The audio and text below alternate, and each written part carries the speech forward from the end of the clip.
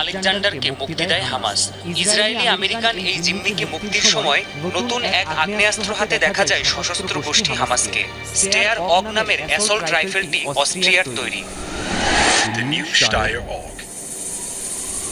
Hamas সদস্যদের হাতে সাধারণত AK-47 স্বয়ংক্রিয় রাইফেলটি দেখা যায়। বহুল পরিচিত এই রাইফেলটি ছাড়াও M4, M16 ও তেভরের মতো আধুনিক রাইফেল রয়েছে সশস্ত্র গোষ্ঠীটির সংগ্রহে।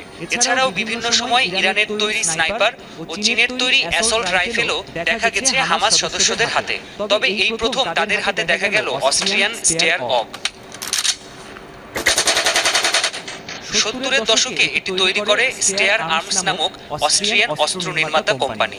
এ ধরনের রাইফেলে ম্যাগাজিন ও ফায়ারিং মেকানিজম ট্রিগারের পেছনে থাকে, ফলে রাইফেল ছোট হলেও ব্যারেল লম্বা রাখা যায়। রাইফেলটি দিয়ে সেমি ও ফুল অটোমেটিক দুভাবেই গুলি ছোড়া যায়।